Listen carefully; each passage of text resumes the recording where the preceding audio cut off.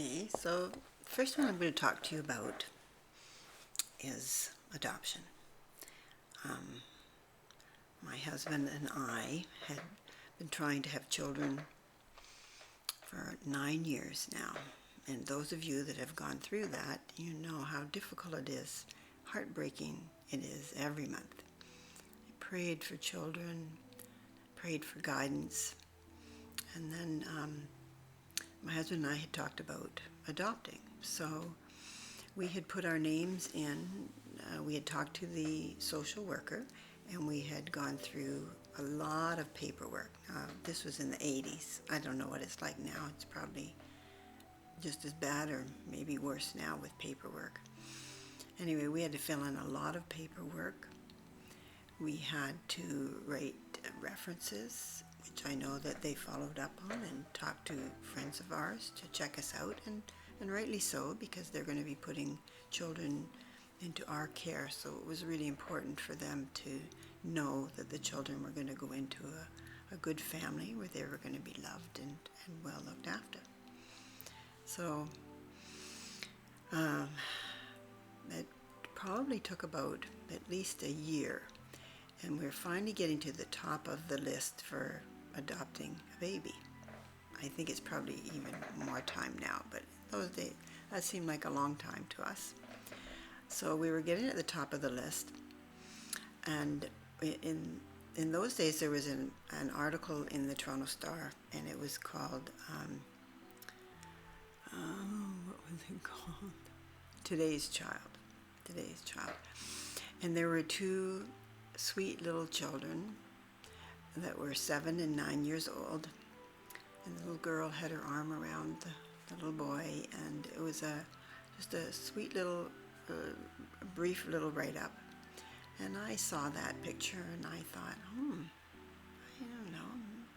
And then I didn't do anything about it. And then at the end of the day, when my husband came home from work, he was a policeman, and at the end of the day he came home and he read the paper, and he opened up to the same part, and he called me over. He said, "Hey, did you see this? What do you think?" And I said, "Yeah, I saw it too, and I wondered."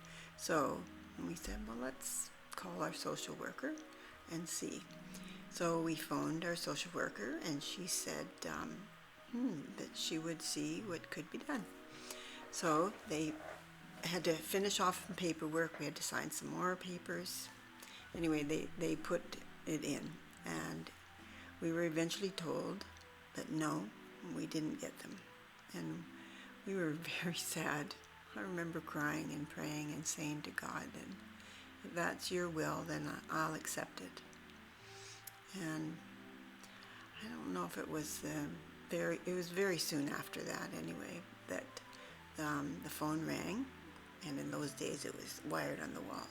I had my hand on the phone. I was talking to my brother, and he was very happy that his daughter was born, but he was also very upset because his wife had a rough time in the delivery.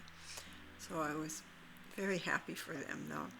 And I was hanging up the phone, and I still had my hand on it on the wall. And then the phone rang again, and I picked it up again. And it was our social worker, and she said to me, "Guess what? They changed their minds. You and David can have the children." We were over the moon. We were so thrilled, scared, excited, and thrilled. And they said the children were in Northern Ontario, and we had to wait, I forget how long, maybe just a couple of weeks until the March break, and then the children were going to fly down. And so it was arranged for us to go with our social worker and to go to the airport and to meet the children. This was many, many years ago, but I can remember it. I remember it like it was yesterday. As we're waiting and we're watching all the children coming down an escalator, and we're looking for our two children, for Lori and for David. And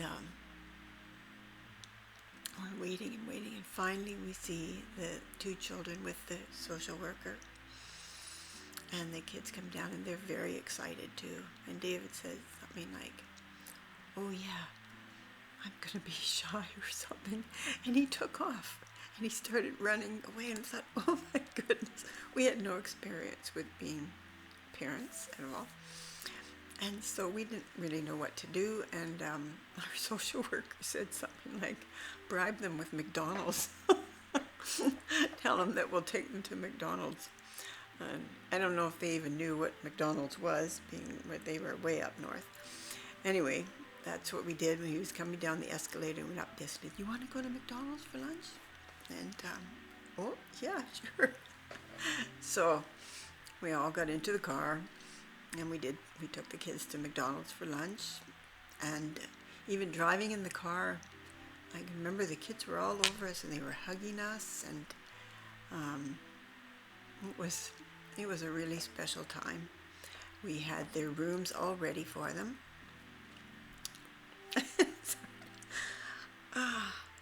And we, like I say, we didn't know anything about children or what to do, and the clothes that they had were, I guess, hand-me-downs and hand-me-downs and hand-me-downs, and they were ragged and not very good. So we took the kids to Oakville Place, to the Bay, and there was a really nice sales lady there, and she helped us because we didn't know anything about sizes or anything, and so she helped us. So we bought new clothes for the kids, and they were really thrilled. And they were only supposed to be down for a visit, but as it turned out, they never left us. They were with us from then on. This was the March break, so it was a fun time. And then we signed them up in school, and then eventually we did fly up to Northern Ontario to where they were, because they had to, close the loose ends that were there, say goodbye to the foster home, and get any little things that they may have had that they may have wanted. So we flew up there with them, and it was, I think it was very good for the kids. It was important for them to have that, and it was good for us to see where they came from to help us to be more understanding, because as special and as loving a time as it was still very difficult. I can remember being really tired at night. By the end of the day, it was like you had to make so many decisions. Can I go here? Can I go there? Can I have this? Can I do that? And we were used to 9 years without any children, without anything like that. So, and then of course buying their clothes, I had to hem up all their things and make them fit them perfectly. And so it was, and we were tested too, because the children had been moved from 6 different foster homes over a period of 4 years, and they had to remember all the time what they had gone through and how difficult it was for them. And especially for Lori, she was 9, and she was so used to protecting her little brother and looking after him that I can remember telling her one day, "It's okay, I'm the mother now. I will look after him. You don't have to worry about that anymore. Let me be the mother." But they always had a special bond, which was wonderful. And I think it was wonderful that they could be adopted together. They told me that there was a chance that if the adoption didn't work out for the 2 of them to be together, that they would separate them. And they didn't want that at all. Of course, it would have been terrible. So, as I remember David testing us with his new dressing gown that we had bought him, and he took a pair of scissors and he just cut it. And I think he was waiting for us to say, "That's it, you're out, we've had enough." But through gritted teeth, many times I had to say to him, "I am not very happy with what you have done, but I love you and always will." And we got through it. We got through it all. So there were many, many joyous times. Many joyous times. Many trying times too. I can't deny that. there's a different history, to their past, and you have to always try and be tolerant and understanding. And for me, it was a really important part is to have God in my life. I could never do anything without God, so I would always be asking Him to guide me and to help me through it. And so we were very, very blessed. And that's the end of the adoption story. And I will tell you more about my life if you're interested in other segments.